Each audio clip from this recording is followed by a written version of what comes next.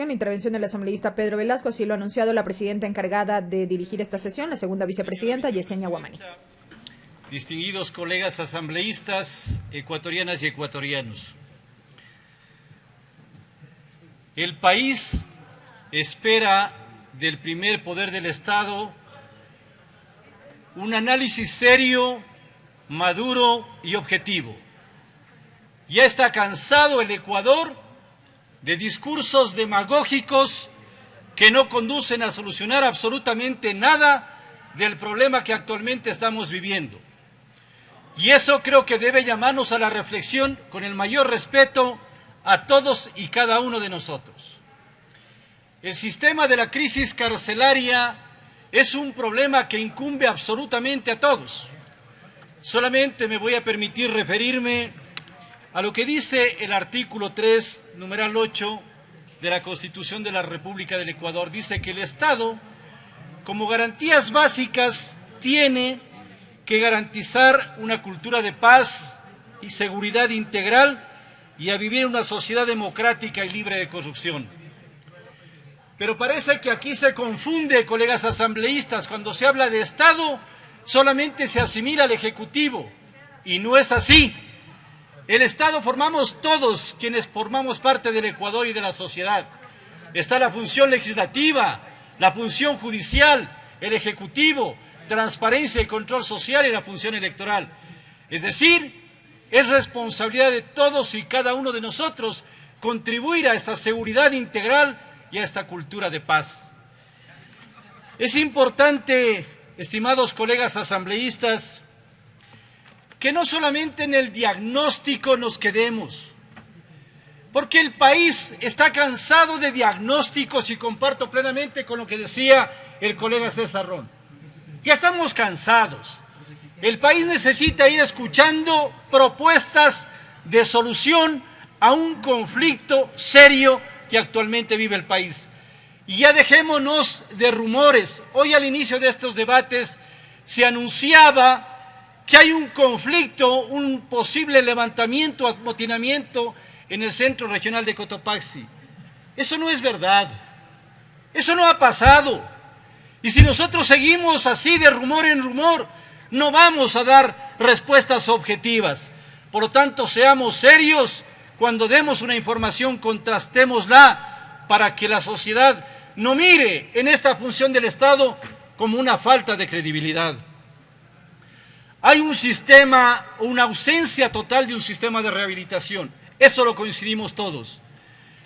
No hay un sistema objetivo claro de rehabilitación. Hay una población carcelaria que lastimosamente por una mala aplicación de la ley se está produciendo hacinamientos en los centros carcelarios. Pero aquí también vale el análisis, se decía que no endilguemos responsabilidades a otras funciones del Estado. Porque sí se dice que es la función judicial, de que está abusando de la prisión preventiva. Pero cuando un juez no dicta prisión preventiva, inmediatamente viene el linchamiento y el juzgamiento a decirle que por qué no ha dictado prisión preventiva. Yo creo que lo fundamental de esto es que se aplique proporcional y racionalmente las medidas cautelares que están contempladas en el propio Código Orgánico Integral Penal. Hay necesidad de que los jueces, la función judicial, el Consejo de la Judicatura, arme una estrategia para despachar con celeridad cientos y miles de casos represados en el tema de libertad controlada, semilibertad, porque esto funcionaba de una manera tan ágil hasta antes del año 2014, en que entró en vigencia el Código Orgánico Integral Penal. Se aplicaban otros mecanismos, se aplicaba la modalidad del 2x1. Hoy están represados y mucha gente, inclusive sin sentencia, permanecen en los centros de rehabilitación. Es importante que se redireccione un proceso verdaderamente de rehabilitación del país. ¿Y cómo hacerlo? Funcionaban antes por la experiencia que tenemos en el libre ejercicio profesional de aproximadamente 30 años. El tema de inmiscuir a quienes estaban pagando una pena en los centros de rehabilitación social en verdaderos procesos productivos y de transformación. Se empezaron a implementar carpinterías, centros de cerrajería, panaderías. ¿Para qué? Para poderles permitir desarrollar sus habilidades a los PPLs y con esos recursos económicos sostener parte de estos centros de rehabilitación y asimismo a las familias.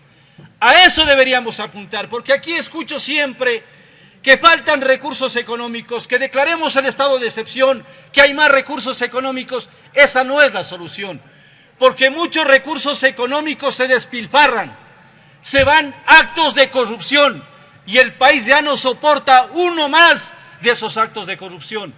Es decir, hagamos un verdadero compromiso, colegas asambleístas. Todos los actores involucrados en una verdadera rehabilitación debemos sentarnos en forma madura, seria, responsable. Pidamos la colaboración de la academia, de las universidades, de los institutos de criminología.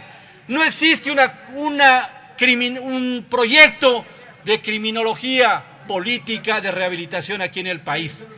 Deberíamos hacer ese compromiso.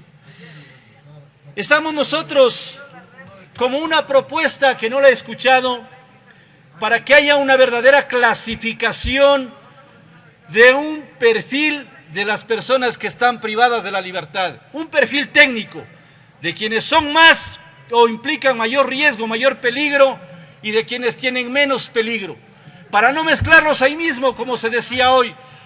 Padres de familia que no tuvieron los recursos económicos para pagar las pensiones alimenticias están confundidos con las personas que implican mayor riesgo a la sociedad.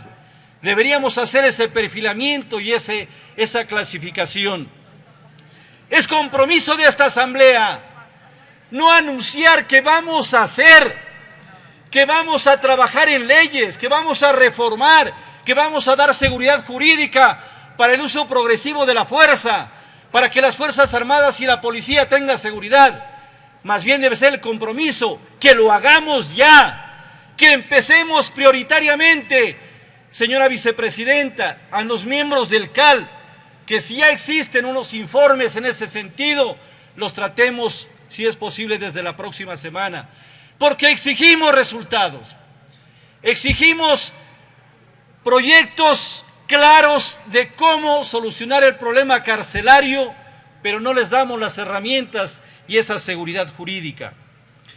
Deberíamos nosotros empezar, colegas asambleístas, empezando a respetar la autonomía y la independencia de cada una de las funciones del Estado. Si a nosotros no nos gusta, o a la función legislativa no le gusta, que se inmiscuyan en las facultades y atribuciones que tenemos, nosotros no lo podemos hacer a nivel de la función judicial, porque ellos tienen un organismo totalmente autónomo e independiente. No quiero, bajo ningún concepto, proteger las acciones nefastas y ilegales de la función judicial. Claro que hay que demostrar que también son irresponsables, que ha habido una serie de actos que desdicen de una función, pero por pocos no se puede calificar la generalidad. Lo propio pueden decir de esta función. Más bien comprometámonos a hacer un aporte para que el Ejecutivo, para que el Presidente de la República, las diferentes instancias, encuentre en los poderes del Estado un soporte para ayudarle a solucionar este problema de la crisis. Solamente unidos, colegas asambleístas, el Ecuador entero demanda no solamente seguridad al interior de los centros de rehabilitación, garantía de derechos, también demanda para los cerca de 18 millones de habitantes.